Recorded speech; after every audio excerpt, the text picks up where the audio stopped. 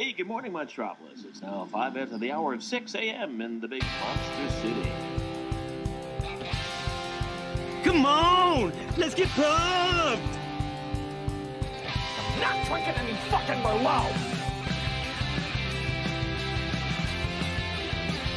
What can I say? The camera loves me. Shall we begin? After you, Junior.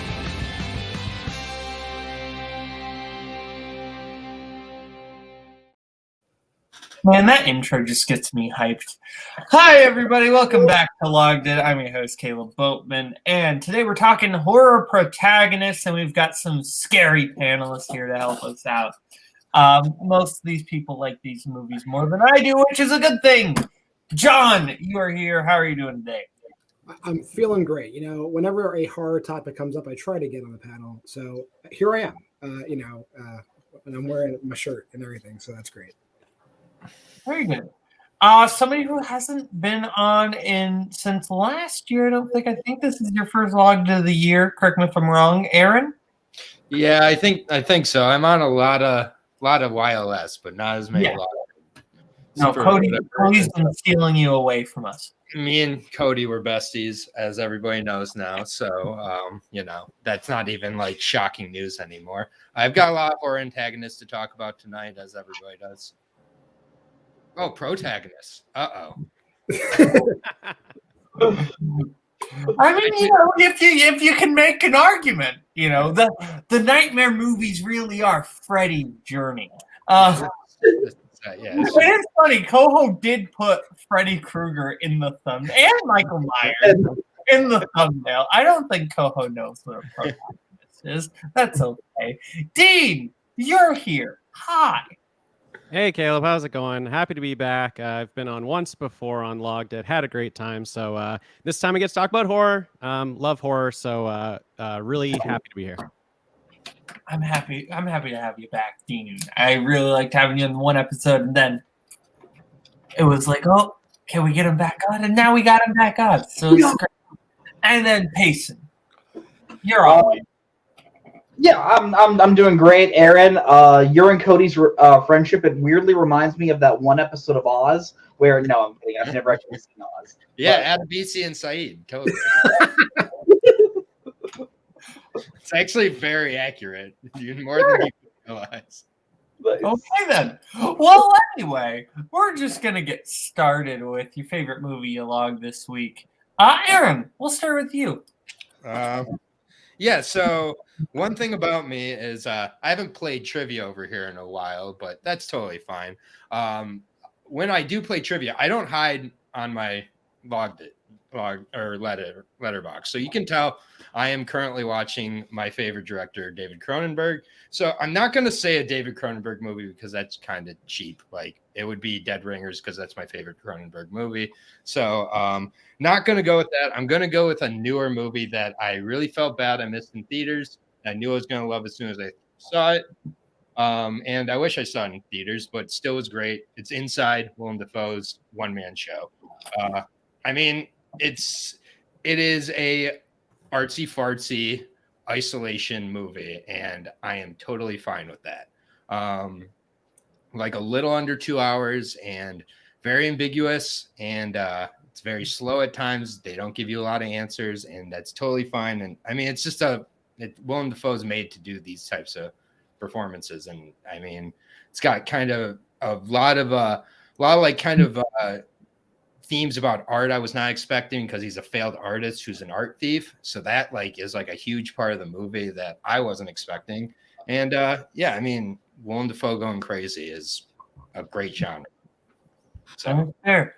For everybody, definitely not for everybody. But if you watch this trailer and you're like, I would like to see that, I don't know how you wouldn't enjoy this, but maybe. And yeah, inside joke. Who here had a chance to see this one? Just Payson. That's what I figured. Payson, go ahead. Yeah, I actually reviewed this movie for Cinemasters Reviews, and I really, really liked it. And I know I was kind of in the minority, but I think this movie is all on Willem Dafoe's shoulders. If you get a lesser actor in this, it really falls apart. But I think because he is so good, and just he's really captivating as you watch him just slowly go insane. I think that's really what helps this movie as much as it does. It weirdly felt a little bit like a LucasArts game in a way, where like, oh, he needs to get like ice. So what does he do? He goes and gets a bucket and fills it up with the water from the garden and then puts it in the freezer. Like I really enjoyed those sort of aspects. Like it felt like I'm watching like a puzzle video game.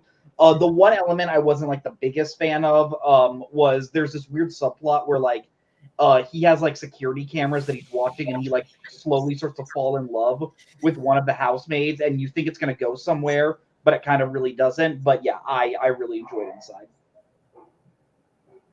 Okay, I didn't really expect the puzzle game thing. It actually does make a lot of sense. It makes a lot of sense. I agree with that. Cool. That is neat. John, we will go over to you. What is your favorite movie log this week? Well, I'm on a personal journey to go through the first 12 pages of Letterboxd horror movies and watch every movie I haven't seen. So I'm very early in the journey. So obviously this is a movie that a lot of people like, but I just have never seen or have seen clips of but never watched it all the way through. And it's An American Werewolf in London. So I knew I was going to love it. First of all, so ahead of its time. Like the creature effects in this movie are freaking, I have no idea how they pulled this off in 1981. And, you know, it's got Uncle Nicky from This Is Us, Griffin Dunn, American Treasure. You know, he's great in it as a slowly deteriorating hallucination. And I don't know. I can't say enough great things about American Werewolf in London. I think it's got just enough comedy. It's got just enough action. It's got just enough horror. It's everything mixed up. And it's, you know, one of the greater classics one of the great modern classics in horror. Yeah, I dig the heck out of this one. I know I'm not considered one of the horror guys, but this is one I really freaking enjoy. Like this is like just perfect blend, like just like horror enough that it counts as horror, but not too much to where, like, I mean, there are some grisly scenes, but I think it's doused with enough humor and I think interesting and likable characters that it works. Also, just some great needle drops in this one. Aaron, every song with the word moon in it appears in this movie. Yes. Aaron, thoughts on An American Werewolf in London? I remember when American Werewolf in Paris came out, and I went to see that because it had the guy from Big Man on Campus or Dead Man on Campus in it. And so I was like, I went back and watched this one. This one's much better. I haven't seen it in a long time, however, so I'd be interested to go because I do feel like I was pretty scared when I saw this. Like I laughed at parts for sure, but I think it's like a lot of times you get horror comedies, and I think they're, as like a horror person, I think they're just comedies. And this is like, it does have some pretty horrific like themes, especially with like the discussions with the best friend. And it doesn't make any sense how John hadn't seen this movie yet. That just doesn't make any sense. Dean? Yeah, I actually, like John, I just saw this movie for the first time just a few months ago, and I'm also a big horror fan, just one I never got around to. Oh man, I loved it. I loved it so much. It's one of those movies that's just like clicking as soon as it starts. You know, it's just as soon as that thing's going, I'm like, oh, I'm gonna love this movie. I know I'm gonna love this movie. I just love there's like this just friendship comedy going on. This is like a buddy movie. And then, you know, you have a moment where you think it's not going to be a buddy movie, and then it still is a buddy movie after that. So I loved it. It's all the effects, you know, are just incredible. And yeah, every turn that it's taking, I'm just along for the ride. Absolutely love this movie. That is fair. And Payson? Yeah, just like everyone, I love this movie with all my heart. I watched this last year because Bill made me watch it because he put 80s horror on the wheel, and this is just one of the ones I decided to watch. Yeah, the creature effects are incredible. I think the practical effects still hold up. But correct me if I'm wrong, this is the reason why the best makeup Oscar exists, right? Like, I think you can argue The Elephant Man is the reason why the category exists, because that movie, the category was not around when that movie came out, and then this came out, and then this was the first one to win it competitively. Yeah, but no, yeah, this movie, I think the comedy effects work really well. Like the climax in the movie theater, I think is just a ton of fun. And yeah, Griffin Dunn in the 80s, just An American Werewolf in London, After Hours, Who's That Girl, all bangers, all. Let's go. One of those things is not like the other. Awful movie. Don't watch Who's That Girl. It's bad. Anyway, we're going to go over to me. My favorite movie I logged this week, the movie I watched last night, and I'm going with 1939's The Women. This is a movie that I actually knew very little about the actual plot. I just knew that it had some big names in it and that it is all women. Like the entire cast is all women, which for the time is kind of a big deal. Especially when there weren't. You watch a lot of like the 30s movies and like there's love interest and mom, and those are the two roles that women get. But in this you get a lot of this movie like has some dramatic elements, but it's very much like fits into the screwball tone of like the fast talking. And that's where Rosalind Russell, who you'll probably know from His Girl Friday, absolutely steals this movie. She plays the best friend of the main character, and she is hilarious. Joan Crawford plays the woman who steals the main character's husband, and it is Joan Crawford at her most bitchy. Like she is phenomenal. There's a line in this movie that I love, which is, "There's a word for you ladies, but it can't be used in polite conversation. It belongs to the dog pound." Like, great quote. And there's a lot of other big names. I didn't even mention the lead, who is Norma Shearer. She's really good. Overall, this is a really fun time. Even though the subject matter isn't necessarily fun, it's kind of an interesting, like, comedic take on this. I really enjoyed it. Has anyone here ever seen this? I've not, but it sounds really good. Fair. Okay, well, we will move on then and go over to Dean. So this week, I happened to watch my favorite movie ever. So I'm not gonna say that one. Also, because it might appear later in the show. But what I did watch was The Children's Hour, and that's what I'm picking for my favorite movie that I watched this week. Yes, just a incredible movie. One of those movies that it kind of like, this is the type that starts and I'm into it. I'm interested in it, but as it goes along, the star meter is just getting more and more filled. It's just like, and then by the time we get to the end, it's like, I have no choice. It's 5 stars. Like, it's one that keeps surprising me as it goes, especially for a movie in the 60s. Audrey Hepburn and Shirley MacLaine, just like excellent in the movie. So good. And just a progressive movie, and a movie that I can really feel like I'm one of the characters in the movie. Like they just do such a good job of conveying like what the situation they're going through. I don't want to give too much away about the movie because it's just so excellent as it sort of keeps going down the path. But yeah, it's just I can really get pulled in and feel like I know what the characters are going through, and I haven't gone through it. So they're really showing it to me. They're really just acting it out. So just a fantastic movie that I loved this week. Oh yeah, this is one of those ones that I've never seen. But I want to. John, I'm sure you've seen this one. I have seen this. Actually, when people talk about Audrey Hepburn, this is the movie I recommend. I'm like, you need to. Have you seen The Children's Hour? Most people say no, and I say I recommend it. Usually, I don't think about hitting kids besides my kids, but I wanted to hit the little girl in this movie every time she was on screen. So I'm going to say that performance is fantastic. Just by how angry you will be watching this movie. That's fair. Aaron?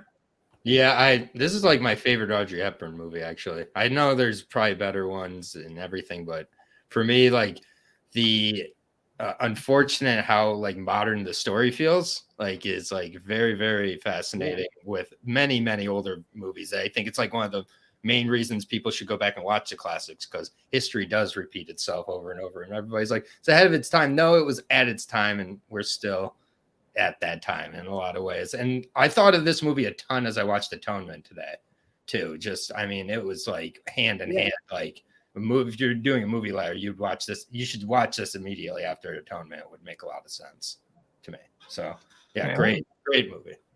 That is fair. Payson? Yeah, they both have 2 kids. I wish I could sick Bob Barker on. Just have him just go to town like boom, boom, boom. But no, I think this is a great movie. I watched it earlier this year. Yeah, I think both Hepburn and McClane are excellent in the movie. Specifically, Shirley MacLaine's character.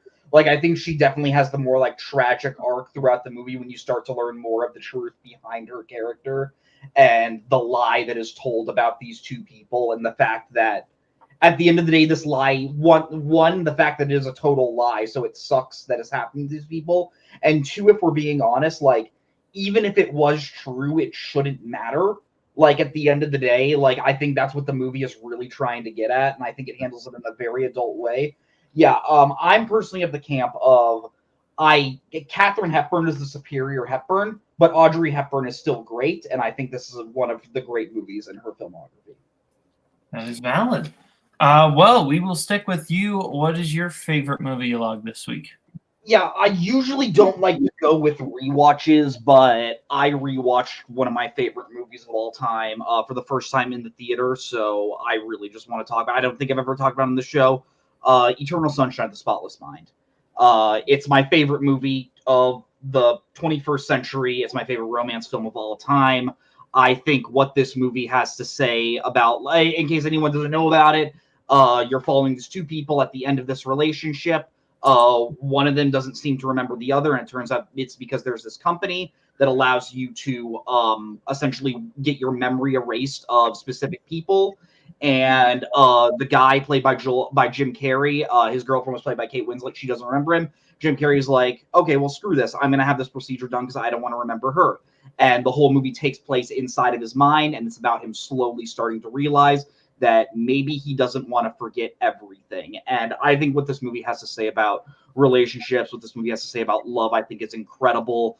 It's one of my favorite like screenplays of all time. I think it's one of the most deserving original screenplay winners of all ever. The editing, just watching inside of his mind and just slowly like as Clementine just disappears from certain shots, and just them running to like the scene where they're in the train, where they're like in the train station and they're just trying to avoid the light because it symbolizes Mark Ruffalo and Elijah Wood like up in the computer like editing them out, I think is incredible. And I've gone back and forth about what the ending of the movie really says, and regardless of whether or not you think it has like a positive like view on love, I think the main thing the movie is trying to say is you should not the good memories you have in a relationship are worth remembering at the end of the day, and those are valued to be cherished regardless of whether you think the movie is saying that Clementine or Joel are right for each other. I think that is what the movie is getting at. So it's one of my favorite movies of all time. I could go on and on, but yeah, I adore this movie with every heart, and seeing it on the big screen was incredible. That is fair.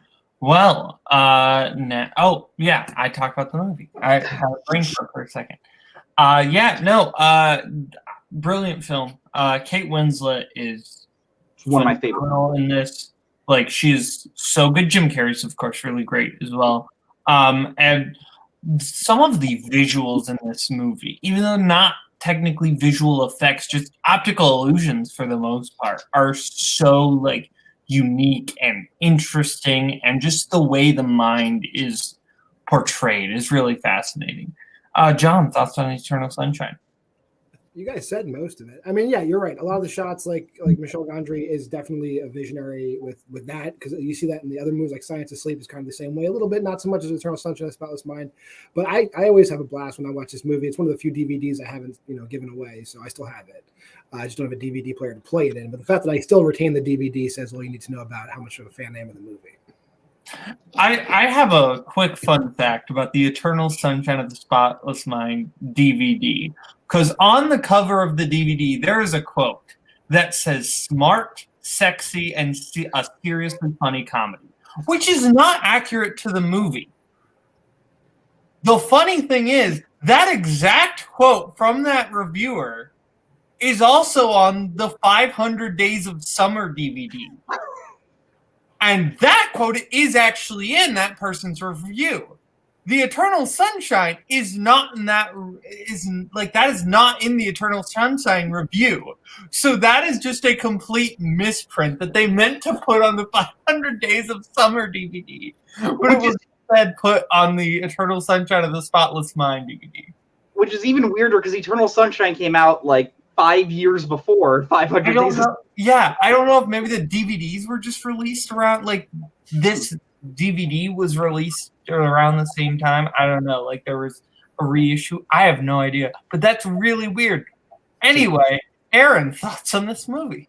That's a very weird DVD story. Yeah, no, this movie is amazing. It's just it's a great one to go back to at different times in your life, like many of the best movies are. So, you know, it's just an interesting movie, whether it's like you've gone to it after a relationship's over or when a new relationship's beginning. It's going to hit you at different ways. And at the end of the day, it is like the importance of memory and like pain and hanging on to that and not putting it, you know, up the blinders, I think is a big theme of the movie as well as, and yeah, Michel Gondry, just amazing. That and Be Kind Rewind are just two of my favorite movies of all time. Dean? Yeah, I mean, everyone said it. Absolutely wonderful movie. Got to keep visiting it as you get older because it's going to mean something different to you. As someone who's had a lot of the big breakups, it just hits me every time watching this movie. You wanna erase them, but you shouldn't. You shouldn't erase everything about them. It's your life, right? So it's you gotta just live it from here on out and keep those memories. So it's a wonderful movie. I love it. Fair enough. Well, now we go to the other side of the coin. Your least favorite movie you logged this week. Aaron, we will start with you again. Real quick, Little Fish. If you like Eternal Sunshine of the Spotless Mind, see Little Fish, please. Like, it's the hidden COVID gem that no one's seen. If you like Eternal Sunshine, you will love Little Fish. It's amazing. Worst movie I watched this week. I hate movies where I forget them once they're over. I hate when there's like nothing that I wasn't like, just nothing really kind of happens. And in a movie where it's Adam Driver against dinosaurs, that should not be the case. It is 65. It is that's what I expected and nothing more. Absolutely nothing more. It was a 2-star movie all the way. I try not to watch movies I'm going to hate. And I thought I was going to find something to like in this one. And I mean, I watch trailers after movies. So I did not watch the trailer before the movie. I watched after the movie. If you've seen the trailer, it's what the movie is completely. And it's just like not very good CGI, but not so bad. It's enjoyable to see bad. Like they were kind of trying, but they weren't trying. And then it's just like Adam Driver, you know, just showed up for a paycheck. I don't know.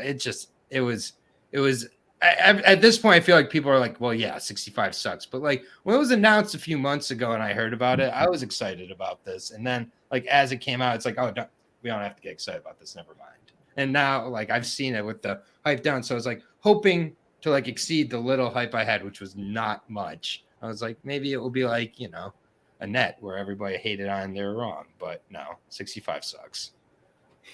It's fair. I didn't see it because I heard it sucked.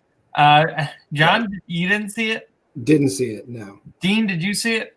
I did not see it, but I agree that Annette rules. There you go. Fair. I didn't see that either. Payson? Funny you should ask. I did see it. Yeah, what Aaron just said, this is a movie where it's essentially Adam Driver fighting and getting hunted down by dinosaurs. And the fact that this movie is boring and not fun should say everything you need to say. Like, I think this movie just has like a tone of just trying to take itself way too seriously. There's a point where like you learn at the beginning of the movie like Adam Driver has been separated from his family for like years, and then on Earth essentially he meets like a young girl who becomes his daughter figure, and they go through like a perilous journey together. It's 90 minutes, so I can give the movie that. But I think Aaron was right. Like I'm struggling to remember even things like about the plot. Like this far out, and yeah, bad movie. Fair. Now if you like all this about new movies, Payson and I will be talking about Beau's Afraid this Monday night on the video store. So if you want to hear us talk about more new movies, see you Monday night at 8 p.m. Eastern.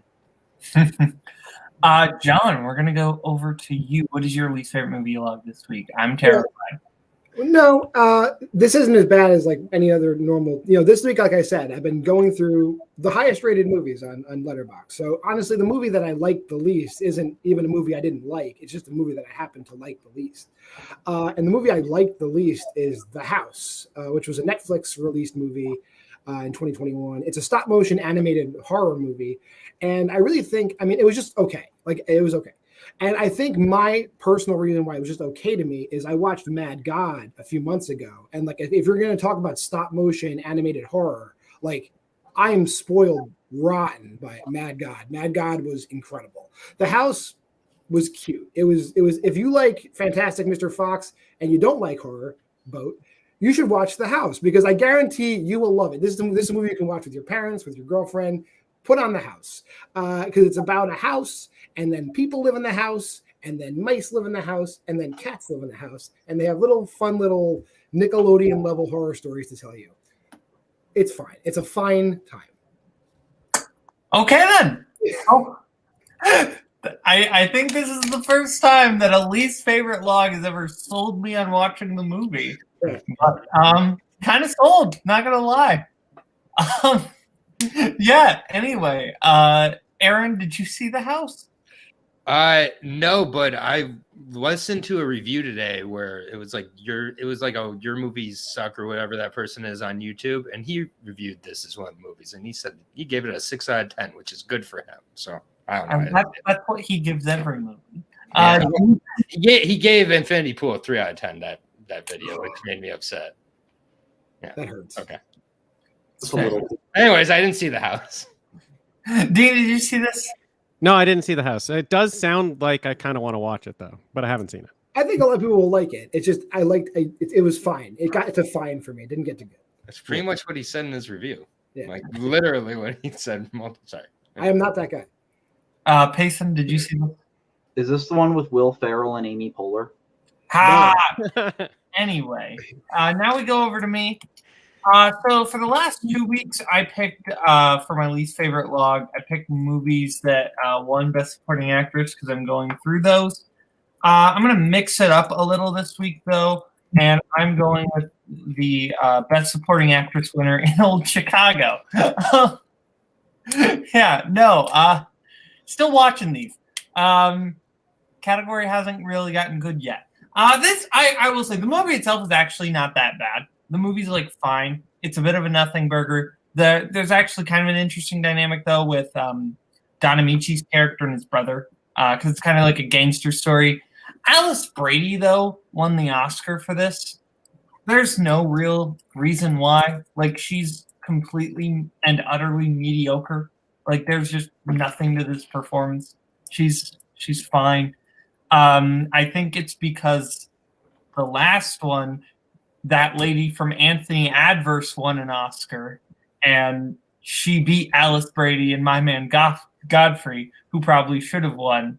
So like, here, Alice Brady, good for you. Movie's meh. John? I think 25 minutes ago, this really intense movie guy I know said there wasn't much for women to do in the late 30s. So that makes sense, Caleb. Yeah, no, like I said, they can either be the love interest or the mother. Yeah. She's the mother. That's who she won. She won an Oscar for playing the mother. Aaron, has anyone seen this? No. Why am I going back and forth? I just have a funny point. You coming on every week and being like, so I'm doing this challenge has become the new, so I have this brother-in-law. And I just want to point, like, the new catchphrase of Log that's worst movie of the week. Yeah, no, that's true. Yeah, absolutely. Yeah, no, that's fair. That's valid. At this point though, I'm too pot committed to stop. Anyway. So Dean, over to you. What is your least favorite movie log this week? This week I sort of started my trek through the DreamWorks Animations movies, and this one stopped that trek. I just had to quit, and we'll try again next week. But I had rocked a couple movies in a row, and then I got to Home, and the secondhand embarrassment I was feeling while watching this movie, I just couldn't handle it. I was so embarrassed that the movie existed, just the more that it went on. Like this movie has Rihanna, who voices the main character, Tip, and it's about an alien. It's about an alien race that comes to Earth, and this one alien she's trying to teach him that like music is good and that he should like music, and she puts on a Rihanna song. And it's not funny. It's embarrassing. Like it's not played off for a joke and for laughs. It's played off as like, isn't this the greatest song you've ever heard? I just like, come on. There's a Rihanna song in the movie. Great, fine. I mean, play it in the credits. That's fine. It's so strange. And then obviously this alien's dialect is just very embarrassing to try to listen to, and having it, yes, thank you. Having it just keep coming up over and over. I felt like I'd get used to it and maybe over it, and it just kept getting worse and worse and worse. It was not for me. So I could use this time here to talk about Home. I'm not going to. Awful movie. Instead, I'm going to use my time to discuss the fact that the main character is voiced by Jim Parsons, who has 4 Emmys. He has won 4 Emmys for a character. He shows up and he says, "Bazinga!" And you're all supposed to go, "Isn't this funny? I'm Chuck Lorre. I'm a comedic genius." And it's like, ah ha ha. They say nerd things. Ha ha ha. Isn't that funny? Isn't that really clever? And then Community was a show that struggled to get 6 seasons and was basically still the nerd character, but it was good. It was a good show. And Danny Pudi, who is playing the much better version of Sheldon Cooper, never even nominated for an Emmy. It's disgusting. It's outrageous. I hate it. I'm sorry, Tim. I know you're watching. I know you love the Big Bang. Just pretend you didn't hear all that. Okay, we're good. Anyway, John, thoughts on Home? Sometime last year, someone picked this movie in Onsel. I don't know who it was, but they're a war criminal for picking it. Why? Why would you pick this? The deep cut. And then I was assigned the task to write the questions for it, and I don't know if you guys know me, I have a problem with anger. So I got very angry watching Home, and I wrote this on Letterboxd. And if you enjoy this, check out my Letterboxd. This is what I wrote about Home. The fact that this movie was marketed towards families and children upsets me deeply. Not because it's not age appropriate or controversial. I just don't want children or people with below average IQs thinking this is good enough to be shown to other people. And that's exactly how I feel about this movie. Yes, I had that feeling as well watching it. I said, kids, please do not watch this. That's all I was thinking. If a kid thinks that's a good movie, you've committed an act of child abuse. Like if you show it to your kid, fine. But if your kid goes, "Wait, this is what movies are," you should be taken to court. Aaron, have you had the misfortune of watching this? No. Fair enough. Payson. You know who also has never been nominated for an Emmy? Glenn Howerton. The guy for like years was given like one of the best comedic performances on TV. It's ridiculous. Who? I'm blanking. That's Dennis. Dennis from It's Always Sunny. It's Always Sunny. Oh, okay. Fair. Valid. Maybe the greatest TV villain of all time. That's fair. I've seen like 3 episodes of the show. Anyway, moving on. Over to Payson. Payson, what movie you like this week? Let me tell you a little bit about Thursday, April 13th. It's one of the worst movie days I think I've had in a while. I go to the theater, I see Owen Wilson's Paint, 1-star movie, worst movie I've seen this year, awful. I go home, I watch the original Friday the 13th movie. Pretty good, not my cup of tea, but you know what? It's fine. I decide, I'm going to watch one more movie before I go to bed. Watch Friday the 13th, Part 7, The New Blood. Awful, 1-star movie. I don't get how people like that one. And I'm like, you know what? I really just got to go for it. I got to end it on the worst one. Rob Zombie's Halloween 2 had me looking up at my fan, questioning how strong it was, and thinking if it could hold 250 pounds worth of man. What a piece of shit, awful, hunky-dory ass. Like, some people shouldn't be able to have a blank check.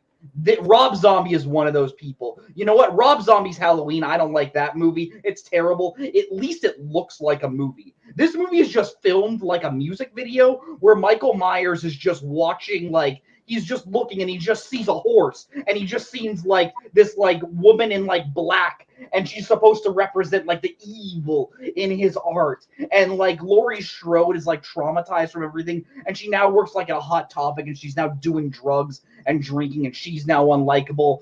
Sam Loomis is now an arrogant douchebag that is now writing books off the killings. Everyone, once again, is just an awful, unlikable person. It just feels ugly. Like, I look at this movie and it feels like I'm watching Harmony Korine's Gummo, and I just want to just die, but I have to watch it because of trivia stuff.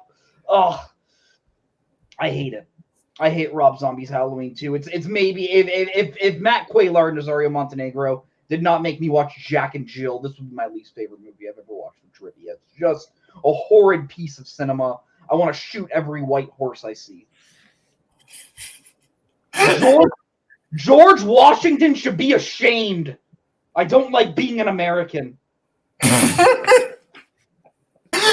a non sequitur. I haven't seen this. John, have you seen this? Yeah.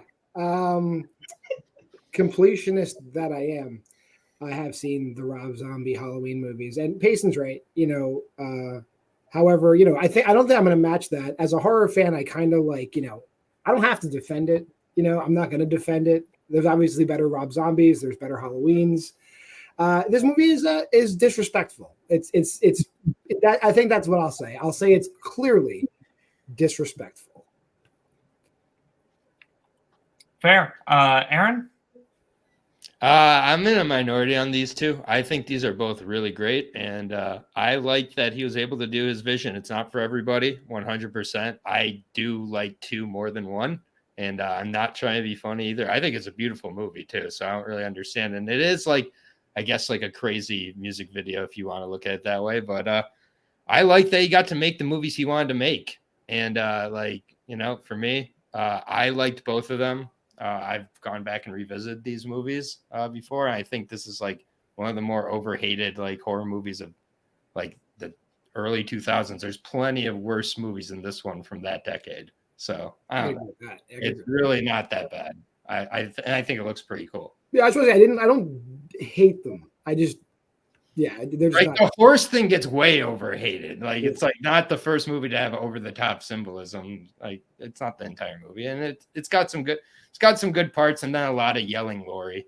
But that's both movies. There's a lot of yelling and crying, and it's horrifying. Dean, thoughts on Halloween 2? Yeah, I don't like it. Sorry, that was a bad follow here. But yeah, it's for me. Kind of what Payson was saying. I think it's both the movies, both the Rob Zombie movies. I don't really like. They're just not my cup of tea. I try when I was watching them. I was trying to think. Like I know a lot of people like them, so I was trying to get in the mindset of like what is there here, and they are made very well. They're good movies. They're like well-made movies. It's just not quite for me. It just did feel a little bit like there I was being delivered, like a bag of shit or something. It just felt like a little bit of a prank that was a Halloween movie. But I do like 2. I would say I do like 2 more than 1. Like I guess I respect 2 more than 1 because he's going for it. Like at least in 2, he's going for what he wants. He's going for his vision. 1 is like half the movie is him setting up like what he wants to do, and then just the second half of the movie is Halloween again. And so like that, I don't appreciate that really. I like that in 2, he at least gets to go for the whole movie, what he wants, whether it's for me or not. I'm glad that he got to go for it on 2. Fair enough. Well, now we get over to the meat and potatoes of the show. It's time for horror protagonists. Aaron, we're going to kick it off with you. Who is your first pick for horror protagonists? My first pick, not really much of a mystery to many people. I like to partake in a little bit of marijuana from here to there. And the stoners are not treated well in the genre of horror, in the genre of movies as a whole. They're not treated very well or accurately. But Marty from Cabin in the Woods, he is the one for all of us. He starts out, yeah, I mean, he just, all the tropes that you expect, he kind of goes against and survives throughout the movie. I don't really want to recount all of Cabin in the Woods. We've all seen it here. It's a great one. And yeah, it was one that was like refreshing to see because I was waiting for him to die the entire time. And, it is nice that he ended up being very useful and a lot of the things that he foreshadowed came to fruition. And just like, he's similar to Randy, but in this movie, he has much more of a role and they don't make the mistake that they did with Randy. So for me, Marty, it's like literally me on screen is what I'd like to think, but no, it's not. That's fine. But I'd like to pretend. So yeah, Marty, I had to pick him. Just had to. Randy. That's valid. Marty is probably, besides Richard Jenkins and Bradley Whitford, Marty is the best part of Cabin in the Woods. It's great. It was such a weird experience watching this movie for the first time because I saw this guy like, why do I recognize him? Why does he look familiar?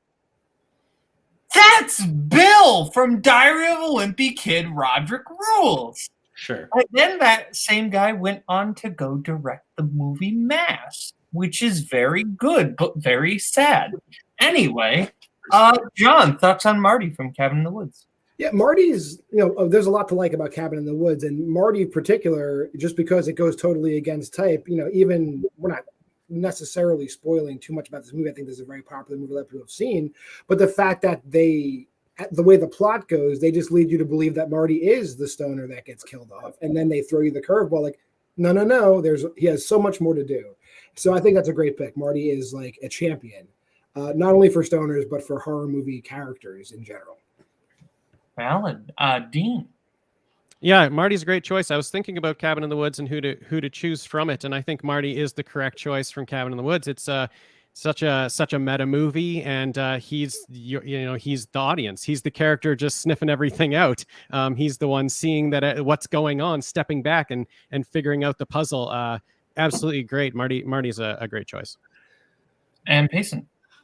Yeah, I watched this movie earlier this year. It was just one that I'd never seen. I finally decided to just knock it off. And yeah, I think of the crew in the cabin, Marty is definitely my favorite character. When you're first introduced, you're like, oh, this guy's so dumb, but he's so lovable. He's gonna die. And just the fact that they make him weirdly the smart one, I think is really, really fun. At the end of the day, they can't really do anything without Marty. And yeah, I just think that's fun. And yeah, #Dink. Let's go. Hey.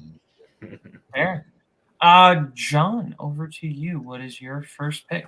Since we're talking about meta horror movies, I'm going to kind of go a little bit against type because in this movie, normally this person would probably be considered the antagonist, but the whole movie is about him, so he is the protagonist. It's Leslie Vernon from Behind the Mask, The Rise of Leslie Vernon. This guy, we're in a world where everybody's real. Jason Voorhees is real. Freddy Krueger's real. Michael Myers is real. And all Leslie wants to be is as famous as those guys. And he works hard. He studies hard. He studied all the techniques. And this whole movie is about Leslie's big day and how he's going to make it. And does he make it? Tune in and find out. That is fair. I have not seen Behind the Mask. Aaron, have you seen it? I have seen this movie. It's a great choice. Great movie. Yeah, no, I don't want to say too much about this, but this is definitely up there for my favorite meta horror. So that is valid. Dean? I haven't seen Behind the Mask. It sounds awesome. Payson? Yeah, same boat as Dean. This movie sounds really interesting. Well, I'll just say a little more about it then. It's basically, we've all seen Scream and we've all seen other meta horror movies, but it really breaks down a lot of the tropes, kind of the same way, actually almost exactly like Cabin in the Woods. He'll explain why certain things always happen in slasher movies. And you get all those moments, and it's actually two movies in one. There's the whole setup, and then right at the 70% point, it turns into a slasher movie where you get to see Leslie's slasher movie, and it is totally awesome. Okay, this sounds pretty neat. We're gonna go over to me now. I am going to. Yeah, I'm gonna get the basic ones out. You guys can take your normal ones. I'm gonna go for the basics. And I think I am going to start off with Clarice. I gotta go Clarice Starling from Silence of the Lambs. This is absolutely one of the greatest horror protagonists, greatest performances in a horror movie, I think we would say. Like, she is so good. And the way that she is portrayed as this woman who is in a male-dominated field and so kind of isolated in terms of her support system, and the dynamic between her and Lecter is so interesting. And the way in which, in some ways, you learn more about her through those instances, and the way in which she solves the problems, I think, are so intriguing. Yeah, Clarice is absolutely one of the great protagonists in horror. John, thoughts on Clarice Starling? Clarice, the whole relationship with Hannibal is fantastic. All those scenes are great. I think they're infinitely quotable, infinitely memorable. I'm a huge Silence of the Lambs fan. I'm a huge fan of the books and the movie. I think that's a great pick, Boat. Yeah, it definitely deserves all the accolades it's got. I agree. Aaron? She walks through shit to get to Hannibal. She's just a true protagonist of horror. Dean? Oh, sorry. Yeah. Very good. Dean? Yeah, same. Not much to add. It's just those scenes with Hannibal are incredible. It's such the screenplay's so great. It's such a great idea in this movie. And the performance is just what's selling it. She's an absolutely great protagonist. Has to be on the list. Payson? Yeah, classic choice. I just wanted to grab it because I got to show it. I do own Silence of the Lambs on Criterion. Anytime there's a Criterion movie mentioned that I own, got to grab it. Yeah, Jodie Foster is so good at this character. And I love the movie never shows her as this naive officer. Like, she knows exactly what she's doing. This may be her first major mission, but she's not out of her element in any way. And I think the fact that Jodie Foster plays her with such class and such power, I think really makes the character great. And yeah, her scenes with Hannibal are incredible. Her hunting down Buffalo Bill, and that final scene in underground the house is iconic. Yeah, that's fair. Well, now we go over to no, Aaron's already had his pick. We go over to Dean for his pick. Well, like you, Caleb, I'm going to get an obvious one out of the way, and I just have to pick it. I'm actually thankful that it's free by the time it gets to me, because it is my favorite movie, and it's Alien. It's going to be Ripley from Alien. Just the way that you don't even know that she's sort of going to be the main character. She's going to be the main protagonist of the movie. Halfway through, you kind of find that out, and she's not going to take any shit from anyone. She's being yelled at in all the areas she's going to. She's no one wants anyone for her to stick her nose in their business. No one wants that. And she's just going to do her job, and she does a good job. She steps up. They're stuck on this ship with this thing they've never encountered before. And, she's not afraid. She just has to get it done. She's got to do whatever needs to get done to live, to be safe, to survive. And at the end, she's just walking around the ship with the flamethrower, and it's just iconic stuff of her just walking through a ship. Just my favorite movie and my favorite horror protagonist. Valid. Yeah, no, I think my favorite element about this character is what you touched on, which is that it is the way the movie presents her. She is not the protagonist at the start of the movie, and it just kind of feels, like the situation really is thrust upon her, even with how the movie is presented. It's just oh, we've lost all our other focus points. I guess this is the character we're looking at now. And I think that's so fascinating. It's one of those movies that I wish I didn't know that Ripley was one of the great, cinematic protagonists going into watching this. Because if I didn't know that, I was just oh, here's the movie Alien, I would have been okay, well, I assume we're following this guy. Oh, he died. I assume and then just to kind of, I wish this is a movie I could have gone in completely blind. John, thoughts on Ripley? Yeah, everything you guys are saying, Ripley is right. Ripley is like third in command. She's basically like the HR person on the ship because she's like the annoying person. Like, guys, it's protocol. Guys, this is protocol, guys. And she was right. Like, if they had just listened to Ripley, like the whole movie doesn't happen. And every time I rewatch Alien, I get frustrated for Ripley because it's like, why can't they just follow the goddamn rules, right? Like Ripley is a hero before she's even a hero in Alien. That is true. Aaron, thoughts on Ripley? Yeah, I saw this as a kid. Didn't know like a woman could be a hero in a movie when I was a kid. Honestly, because I'd seen mostly like Arnold Schwarzenegger and other things. So like, it did like have the impact for me as a kid, I think. And I mean, maybe it's one I don't really watch too often, just because we all kind of know how well it is, but we kind of take it for granted. I at least take it for granted because of that. But this is a great choice, and it's one of the best because she is one of the best. So, Payson. I just realized, like, Ripley's over here, like, saying, like, gotta follow strictly to protocol, like, and when you really think if they just would have followed Ripley's directions, like, everything would have been end up okay. Is Boatman Ripley? Like, think about it. Think about it. Like he's the one that's always like, guys, we gotta go by the book. We gotta follow protocol. And just like when you think about most situations in my life, I'm like, you know what? If I just would have followed Boatman, would have been okay. Great choice. I won't touch on that. Anyway, though, follow the protocol. Anyway, Payson, over to you. Yeah, on the theme of characters that when you first watch the movie, you don't think they're going to be the main character, and then by the end, they just end up being the only one that's surviving. Yeah, hail to the king, baby. Ash Williams, what are we doing here? Like, if he was going to be taken, he was going to be the one I was going to take. I'm taking Evil Dead 2. That's my personal favorite of the franchise, specifically because I think it combines. It's the perfect combination of the intense horror of The Evil Dead and the ridiculous campy nature of Army of Darkness. And I think this one just combines the two like perfectly.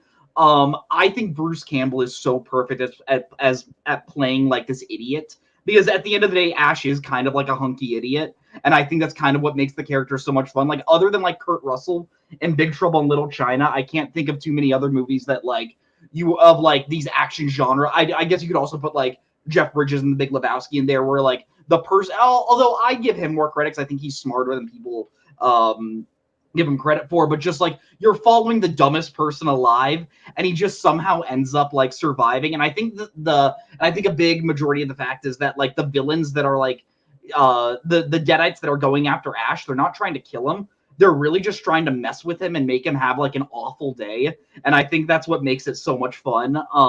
Just him at the end, just like chopping off his arm, putting the shotgun on and saying groovy. I think like when I first watched this movie, I was like, is this movie in on the joke? And I think that was like the moment where I was like, oh, this movie's kind of like a horror masterpiece. Yeah, Ash Williams, one of the most iconic characters, and I think Bruce Campbell is so perfect in this role. Yeah, I have watched these movies in the complete wrong order, because I watched Army of Darkness first, and then I watched Evil Dead 2, and I've still never seen the Evil Dead. Because I've been told, I didn't need to see Evil Dead 2, and B, that I wouldn't like the Evil Dead. But Evil Dead 2 was a blast and a half. Evil Dead 2 was a very good time, very fun time, and Ash is the main reason for that. Like, this is just such a fun character. Had such a fun time with Evil Dead 2. And also to kind of talk, I also love him in Army of Darkness as well. Yeah, he's great in that as well. Yeah, like Bruce Campbell just kills it in both of them. John, thoughts on Ash? I came in here exactly like I thought we would. I knew you guys would pick those. I had him as honorable mention, and I'm glad you said it, Payson, so I don't have to say it later. Ashley J. Williams lays like the groundwork for Bruce Campbell's entire career, because in 80% of the movies he's in, he's playing some version of this character. Even when he shows up like in the Spider-Man movies, that's just Ashley Williams as a ring announcer. It's Ashley Williams as a maitre d'. It's great. And then if you haven't watched the Ash vs. Evil Dead television series, do yourself a favor, check that out, because it's just a fantastic time. Every Evil Dead thing in that Evil Dead universe, not this new Evil Dead universe, which is also good. This is great. Yeah. I would just like to say that I don't think he is playing Ash in the 2005 masterpiece Sky High. But he is great as Coach Boomer, Sonic Boom. Come on. Sidekick! Anyway. Hero! And handsome one at that. Ash. Aaron, thoughts on Ash? Groovy. You're muted. Muted, buddy. Yeah, Ash is great. He's groovy. I actually saw these movies quite late, and I started with the TV show. So the TV show got me into series. It's still my favorite thing that's come out of any of the movies or the series is the show. So, but yeah, Ash is amazing, and he rocks a Michigan State sweatshirt. Go green! Sports. Dean. It's a university. I didn't, Michigan State University. I wasn't criticizing. I was just saying sports. Anyway, Dean. Yeah, this is a great pick, and I love the pick of Evil Dead 2 because, Evil Dead 2 right in the middle. It's got to be the bridge movie. We have to get from a pencil being jabbed into an ankle and dragged down, where we're wincing at looking at that, and we have to get to a Three Stooges gag in 2 movies, and somehow we get there in this movie, and that's all Ash. That's all Bruce Campbell, just keeping that horror in from the first one, but then slowly transitioning us to that comedy with sort of him losing his mind in this cabin. And he like turns a couple times even in this movie. Like everything he gives you is just like, you're not expecting it, especially coming off the Evil Dead. You don't expect it to be like this. And you should be rolling your eyes at Groovy, and you're not. You're fist pumping because he sells it. He gets you to the point where you are fist pumping him saying Groovy. So yeah, it's absolutely awesome. Absolutely. Well, Aaron, we go back around to you. What's your second pick? My second pick is I can't choose between these two. I feel these two are one and the same anyways. So I'm going to, go ahead and say Tucker and Dale from Tucker and Dale vs. Evil. I don't care if I'm disqualified. I don't care if it's not allowed. I'm not your dad. I'm not going to choose between these two gentlemen.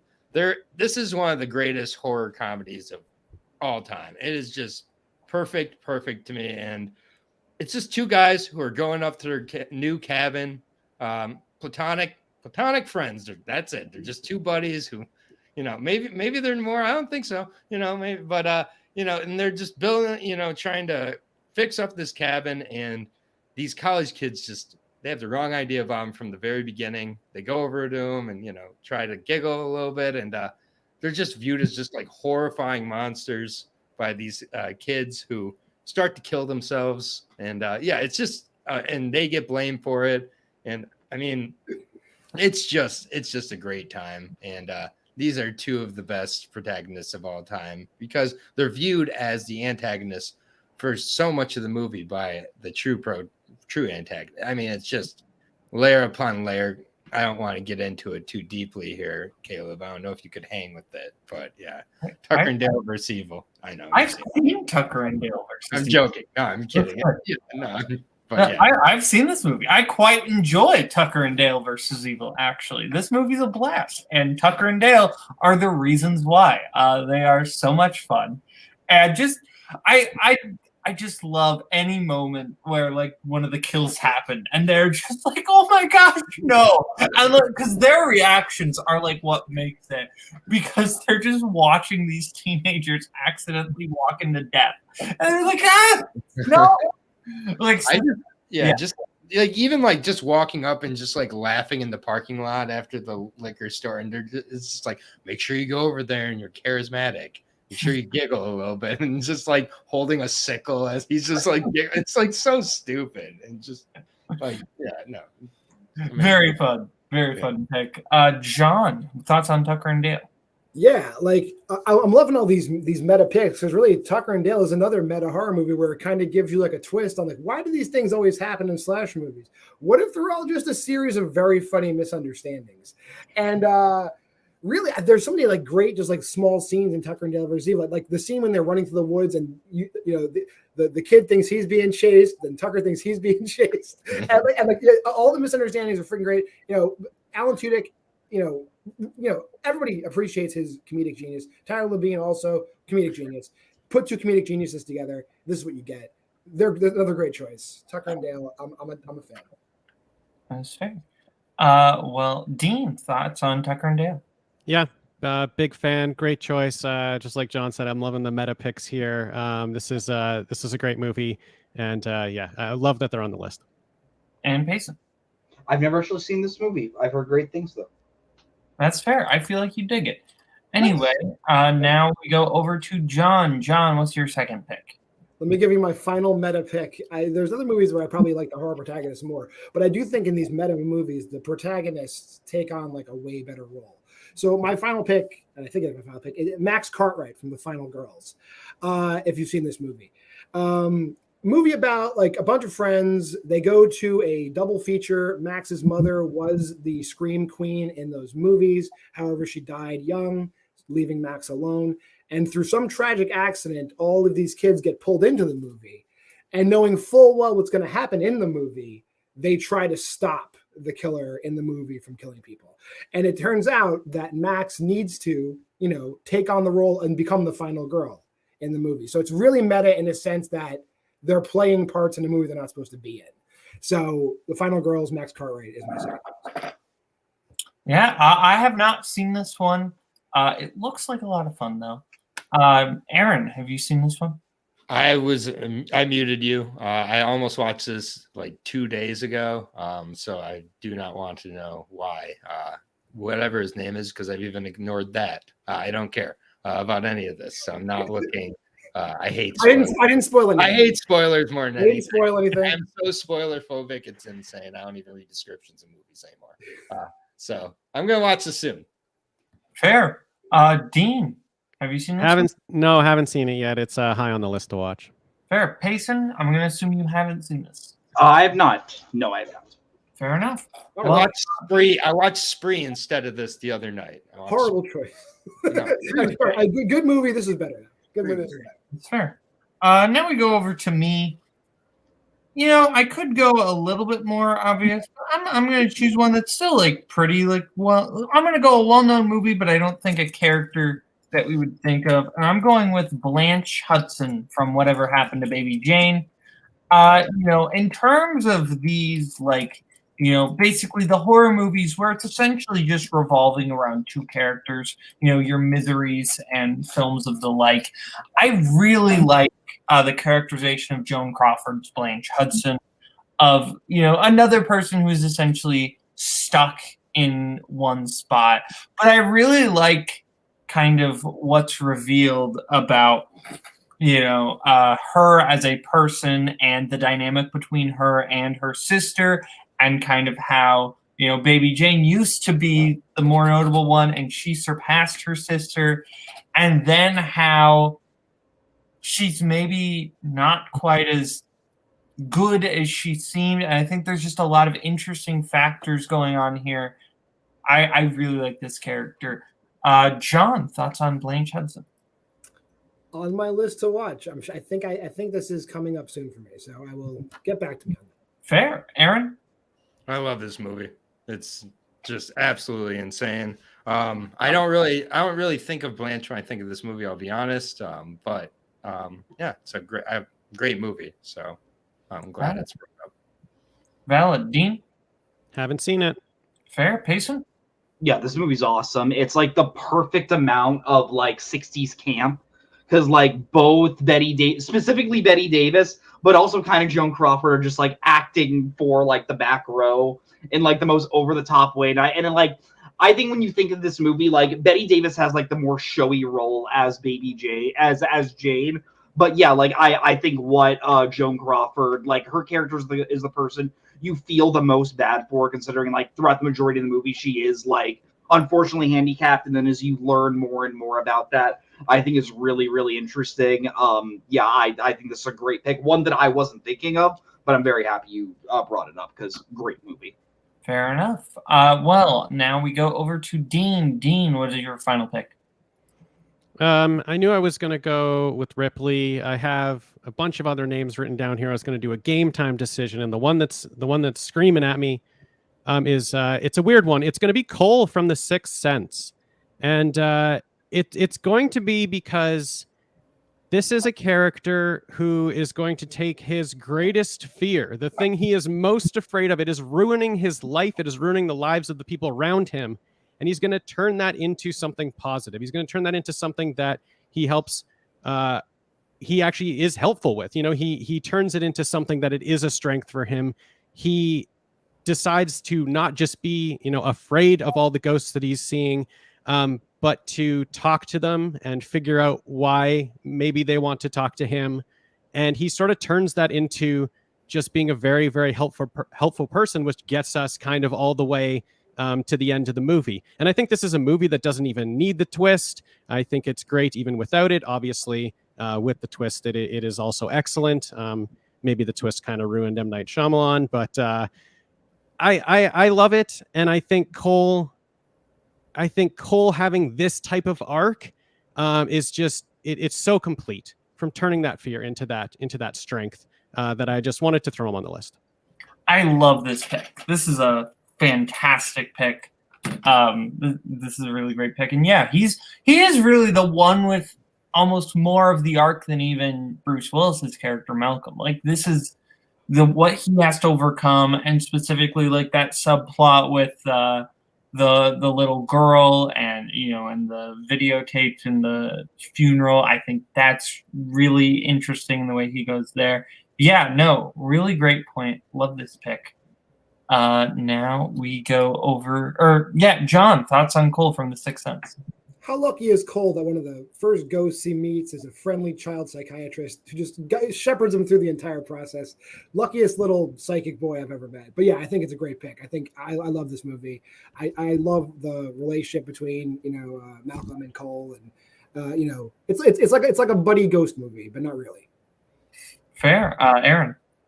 Yeah, great pick, great movie, and did not ruin M. Night at all. M. Night's great. You know, I watched. Listen, Cole. I love him. I love him. But people are expecting the twists, so that's why I think people don't like. I love him. Yeah, no, I really, but I really like this pick. Great movie. Pace. This is one of those huge movies that I just unfortunately have not seen yet. I really, really want to. I think I would like it. I've been able to stay unspoiled from the twist, so I actually don't really know what I can't even say that with a straight face. But no, like, I do really, really want to watch it. Could you imagine if I didn't know what the twist was? Like, could you imagine? I don't know how you like. I'm imagining like someone, like, we accidentally reveal that in like a trivia answer, and someone's like, "Wait, Bruce Willis is a ghost? What?" I thought the twist was that the dude in the beginning was in New Kids on the Block. Isn't that the twist? Yeah, that's the twist. That's the twist. The twist is that step by step they'll murder you. Step by step. Okay. Anyway, where were we? Oh yeah, no, that was the end of that pick. So now we go over to Payson to take us home. Hey, you know what IMDb considers a horror movie? Jaws. Martin Brody's one of the best horror protagonists of all time. Yeah, I just like. I know some people are like, "Is Jaws really a horror movie?" Yes, Jaws is a horror movie. It scared people to not go into the ocean. It's literally like the greatest monster movie of all time. Jaws is awesome, and Martin Brody is like one of the great like movie protagonists ever. Like, the fact that he like has to face his fear and go out into the water in order to go take this shark down because he realizes that no one else is going to do it. He has to literally like stop Quint and Hooper from like killing each other. And if you hear the onset stories, Roy Scheider was essentially stopping Robert Shaw and Richard Dreyfuss from killing each other because they apparently did not like each other on set. I just love like seeing him at the beginning where like he starts out as like, okay, I guess I'm gonna trust the mayor. I guess it is just one shark attack. We're probably gonna be okay. And then just slowly starting to realize more about the shark. Like, yo, we gotta close this thing down. And then when the thing attacks, he's like, told you. And then yeah, when he goes out into the sea, like him just chilling with his boys and then just him killing the shark, maybe the greatest use of profanity in movies ever, with Smiley, son of a bitch, and then just blowing that shark up, and then just maybe one of the greatest like reactions to a kill of just like when it's all over. It's Martin Brody. He's one of the best of all time. Yeah, fair enough. Yeah, no, this is a great pick. I think love the dynamic of him being kind of the pragmatist of the bunch. You know, he's not the intellectual. He's not the guard. It's just like, here's, what we need to do. Can we get it done? But he's also, not, barreling, forcing. He's just kind of the presence of like, this is what we need to get done. He's great. Love all three guys from Jaws. If I'm being honest, Brody's probably my least favorite of the three, but like it's a great three. John, thoughts on Brody? You mean that enemy of capitalism, Martin Brody? No, I'm just kidding. No, Brody's great. Like, he comes back for the sequel and everything. But yeah, again, just like Ripley, why don't you, if you listen to this friggin' guy, half the crap doesn't even happen in the movie. You're like, he's the law. He's the guy. The mayor is there. He should know that this is the guy you trust. The mayor is just everything wrong with America. Am I right, guys? Yeah. Sure. And then he closes the beach when his kid is in danger. He's like, oh, my kid is in danger. Gotta go after the shark. You yell Barracuda, and we got a panic on our hands. Or you yell shark, and we got a panic on our hands. Of course, we that. I love Murray Hamilton as the mayor. He's great. Anyway, Aaron, thoughts on Martin Brody? Yeah, I mean, I'm more of a Quint guy myself, but yeah, I saw Jaws for the first time in COVID, and yeah, the parallels were very, very clear of like experts giving us one advice, and the person in charge of trying to make money is like, no, and then like a specific personal thing happens to them, and then they believe it. Like all that was like very, very, very similar to what was happening back in 2020. So yeah, good movie. Good choice. Dean? Yeah, great choice. It was on my page here to pick. Jaws is definitely a horror movie. I'm one of those people. I will not go into the water. And it is because I watched this movie when I was like 5 years old. I'm absolutely terrified. Can't go in the water. Brody's great. Brody's, I think, the great pick from this movie because he's not, he is not the expert. He's the one out of his element. The other two are sort of in their element a little bit.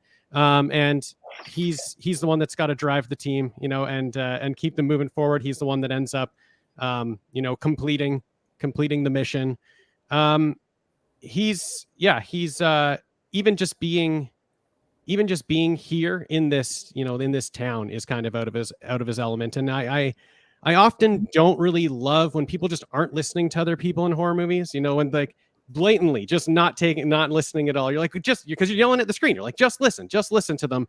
But this one, they have their reasons and we know them, and they want to make money, right? So they want to keep that beach open. So I love it. I love that they're turning. It doesn't matter what evidence he's going to throw in front of their face. They're just going to turn away and say it's fine.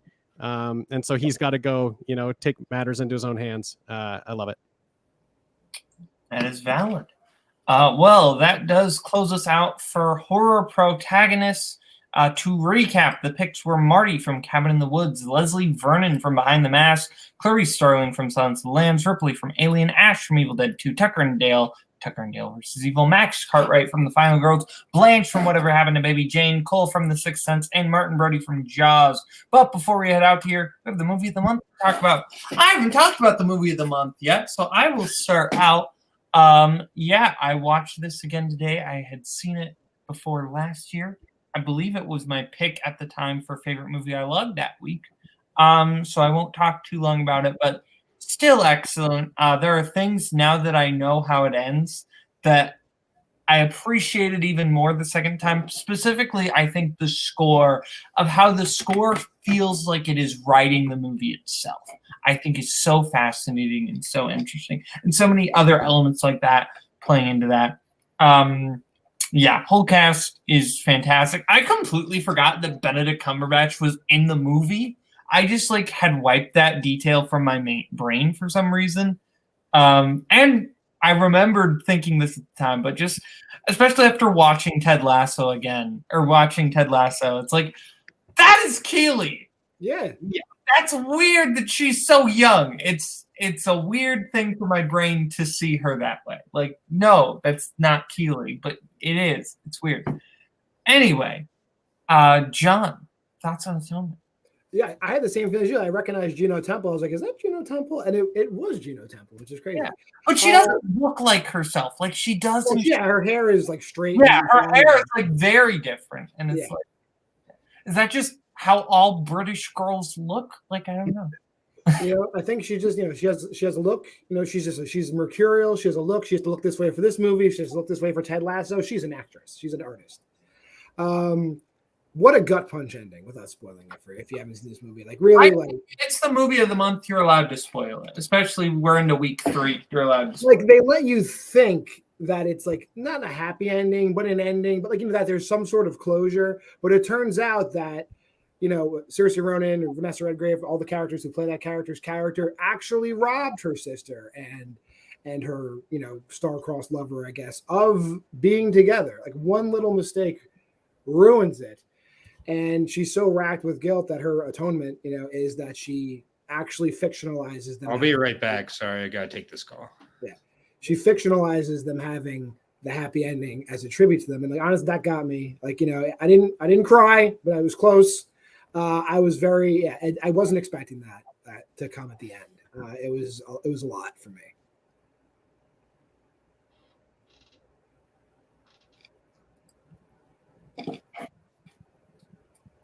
I'm cutting out, but Dean, go ahead and talk about the movie if you can hear me. Sounds good. Yes, I did cry. I definitely shed some tears at the end of this one. The end of the movie is such a gut punch.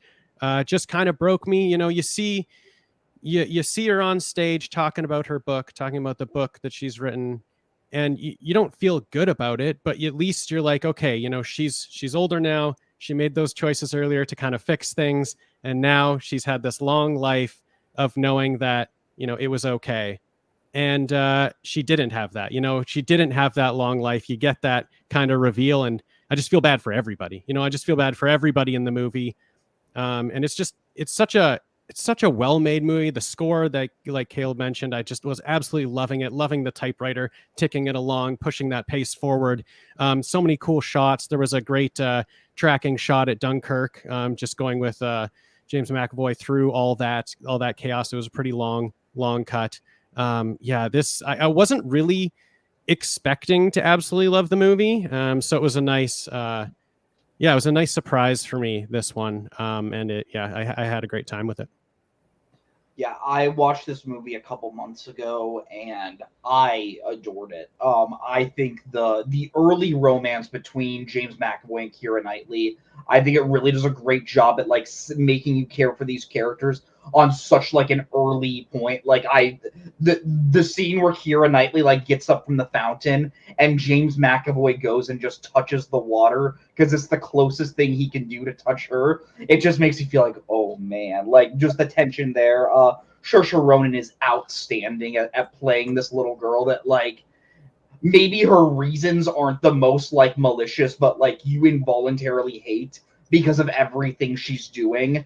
But I think she this is maybe like the first like major role she was in, and like from such an early age, I think you could tell that she had the talent to be an incredible actress. Like Dean said, the shots on Dunkirk are some of the most like gorgeous shots. Like you look at everything nominated for best cinematography this year, it's one of the most like stacked classes in 2007. Because like this didn't win because it went up against There Will Be Blood, No Country for Old Men, Assassination of Jesse James. And I love the ending. Like I think Vanessa Redgrave just completely steals your heart away at the end. Yeah, a phenomenal film. The score, like John said, with the typewriter, just like making you feel like so claustrophobic, I think is excellent. Yeah, I think it's an incredible film. That is fair. Well, my internet is cutting out, so we're going. Or Dean, have you already talked? I didn't know. I thought you had already gone. Have you not gone? Aaron is. Oh, you did go. Okay. I was the only one Aaron who didn't didn't go. That's right, because of It's because I had to Go take ahead, the call Aaron. real quick. I mean, there's not much else I can really say. This movie is a great example of why I really like going into movies not knowing what I'm going into, because I had seen Pride and Prejudice before this and it was fine. Like it was okay. Like I admired it more than I enjoyed it. And I figured this was going to be a similar type of thing. And like I said before, it reminded me a lot of the Children's Hour. I'm looking forward to seeing this down the line, because right now I just hate Brioni completely. I think she's a horrible character. I'm pretty close to like Children's Hour. Not quite that bad, but close. So I'm looking forward to seeing and like revisiting it down the line and seeing like kind of reframing her character a little more and seeing how to like kind of, if that happens for me or if I further hate Brioni. But yeah, I mean, it's a great movie. The ending is one of my favorite endings I've seen this year too. I did not expect that at all. So, and the score was great. That is fair. And what do you give it out of 5? I gave it a 4. 4, John? 4. Did you? 4 and Payson 4.5. 4.5, yeah. And Dean 5. Okay, well, we are ready to close out. Because my internet is crapping out badly. So we're going to close up there. Thank you to Dean. Thank you to Payson. Thank you to Aaron. Thank you to John. Next week, music movies. I mistakenly said that we had a full panel. We have one spot open, so message me or Tim if you want to be on that, because we do have one spot open on music movies. Other than that, though, thank you to my panel. Thank you everyone for watching. This has been Multiplex Logged It, and we will see you next time. Have a good one. In case I don't see ya. Good afternoon, good evening.